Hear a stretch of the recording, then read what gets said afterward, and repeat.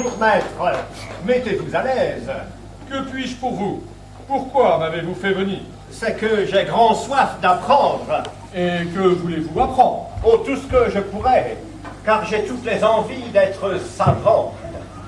Et j'enrage que mon père et ma mère ne m'aient point fait bien étudier dans toutes les sciences quand j'étais jeune. Ce sentiment est raisonnable. Nam sine doctrina vitae resi mortissima. Vous connaissez cela et vous savez le latin sans doute. Oui, mais faites comme si je ne le savais pas. Expliquez-moi ce que cela veut dire. Cela veut dire que sans la science, la vie est presque une image de la mort. Oh, ce latin-là a raison. N'avez-vous point quelques principes, quelques commencements des sciences? Oui, je sais lire et écrire. Par où vous plaît-il que nous commencions? Voulez-vous que je vous apprenne la logique? Qu'est-ce que c'est que cette logique? Elle enseigne les trois opérations de l'esprit. Et qui sont-elles, ces trois opérations de l'esprit? La première, la seconde et la troisième. La première est de bien tirer la conséquence par le moyen des catégories. La deuxième est de bien tirer le moyen des universaux. La première est de bien concevoir par le moyen des catégories. La deuxième est de bien juger par le moyen des universaux. Et la troisième, de bien tirer la conséquence par le moyen des figures. Barbara, Clarion, Darby, Ferriot, Baraliton. Voilà des mots trop rébarbatifs. Cette logique-là ne me revient point. Apprenons autre chose qui soit plus jolie. Voulez-vous que je vous apprenne la morale? La morale? Oui. Et qu'est-ce qu'elle dit, cette morale? Elle traite de la félicité, elle enseigne aux hommes à modérer leur passion. Oh non, non, non, laissons cela. Je suis bilieux comme tous les diables. Il n'y a morale qui tienne. Je me veux mettre en colère tout mon sou quand il m'en prend envie. Est-ce la physique que vous voulez apprendre? Mais qu'est-ce qu'elle chante, cette physique? C'est elle qui enseigne les principes des choses naturelles et les propriétés du corps, qui discourt de la nature des éléments, des pierres, des minéraux, des métaux, des plantes et des animaux, et qui nous enseigne les causes des météores, de l'arc-en-ciel, des feux volants, des comètes, de la pluie, de la neige, de la grêle, des vents et des tourbillons. Il y a trop de tintamarre là-dedans, trop de brouillamini. Que voulez-vous donc apprendre? Apprenez-moi l'orthographe. Bien volontiers. Et après, vous m'apprendrez l'almanach pour savoir quand il y a de la lune et quand il n'y en a point. Soit. Pour bien suivre votre pensée et traiter cette matière en philosophie, il faut commencer, selon l'ordre des choses, par une exacte connaissance de la nature des lettres et de la manière de les prononcer.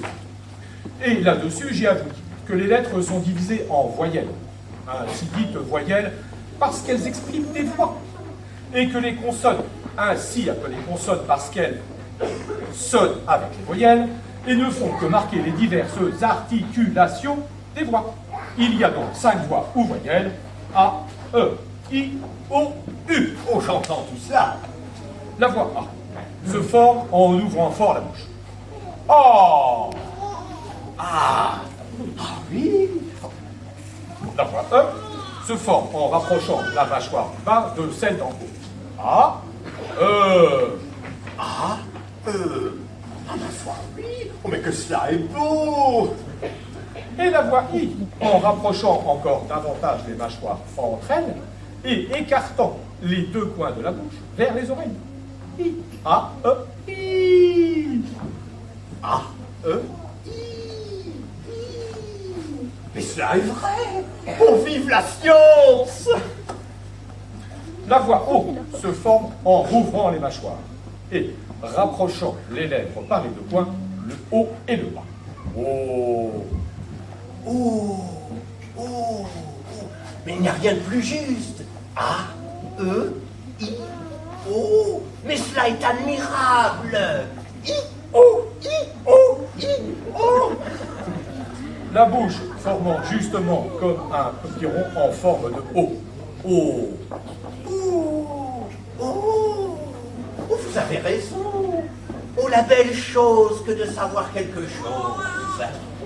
La voix U se forme en rapprochant les dents sans les joindre tout à fait et allongeant les deux lèvres, les rapprochant ainsi l'une de l'autre sans les joindre tout à fait. a rien de plus véritable. Vos deux lèvres s'allongent comme si vous me faisiez l'amour. D'où vient que, si vous le vouliez faire à quelqu'un et vous vous moquiez de lui, vous ne sauriez lui dire que... Mais cela est vrai. Oh, que n'ai-je étudié plus tôt pour savoir toutes ces choses? Demain, nous verrons les autres lettres que sont les consonnes. Mais y a-t-il des choses aussi curieuses qu'à celle-ci? Sans doute. La lettre D, par exemple, se prononce en portant le bout de la langue au-dessus des tendons. Da, da. Da, da, ah oui. Oh la belle chose, oh la belle chose. Lèche, en appuyant les dents du dessous sur la lèvre du dessous. Fa, fa. Fa, fa. Mais c'est la vérité. Oh mon père et ma mère, que je vous veux du mal. Et l'air, en portant le bout de la langue jusqu'au fond du palais. De sorte que, frotté par l'air qui sort avec force, elle lui cède et revient toujours au même endroit, faisant une manière de tremblement. Ah, ah, ah, ah, ah. Oh, cela est vrai. Oh, l'habile homme que vous êtes et que j'ai perdu de temps. Demain, nous étudierons d'autres curiosités. Au reste, il faut que je vous fasse une confidence.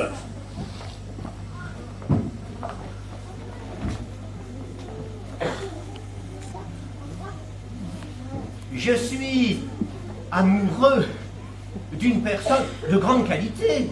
Et je souhaiterais que vous m'aidassiez à lui écrire quelque chose dans un petit billet que je veux laisser tomber à ses pieds. Bien volontiers. Ce sera galant, oui. Sûr, voulez-vous de la prose? Sont des vers que vous lui voulez écrire. Non, non, point de vers. Vous ne voulez que de la prose alors. Non, je ne fais ni prose ni vers. Il faut bien que ce soit l'un ou l'autre. Et pourquoi? Par la raison, monsieur, qu'il n'y a pour s'exprimer que la prose ou les vers. Il n'y a que la prose ou que les vers? Non, monsieur, tout ce qui n'est point prose est vers et tout ce qui n'est pas vers est prose. Et comme l'on parle là, qu'est-ce donc que cela? De la prose. Quoi?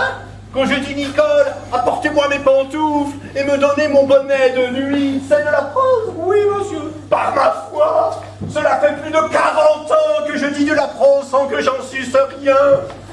Et je vous suis le plus obligé du monde de m'avoir appris cela. Je souhaiterais donc lui mettre dans un billet: Belle marquise, vos beaux yeux me font mourir d'amour. Mais je voudrais que cela fût mis d'une manière galante, que cela fût tourné gentiment. Lui mettre que le feu de ses yeux réduit votre cœur en cendres, que vous souffrez pour elle nuit et jour les violences du... Non, non, je ne veux point tout cela. Non, non, je ne veux que ce que je vous ai dit. Belle marquise, vos beaux yeux me font mourir d'amour. Il faut bien étendre un peu la chose. Non, vous dis-je. Je ne veux que ces seules paroles-là dans le billet. Mais tournées à la mode, bien arrangées comme il faut. Je vous prie de me dire un peu pour voir les diverses manières dont on les peut mettre. On peut les mettre. Premièrement, comme vous l'avez dit. Belle marquise, vos beaux yeux me font mourir d'amour. Ou bien. D'amour, mourir me font. Belle marquise, vos beaux yeux. Ou bien. Vos yeux beaux d'amour. Belle marquise, me font mourir. Ou bien. Mourir vos beaux yeux, belle marquise, d'amour me font. Ou bien, me font vos yeux beaux mourir, belle marquise d'amour. Mais de toutes ces façons-là, quelle est la meilleure? Celle que vous avez dit. Belle marquise, vos beaux yeux me font mourir d'amour. Oh, cependant, je n'ai point étudié. Et j'ai fait cela du premier coup. Je vous remercie de tout cœur et vous prie de venir demain de bonne heure.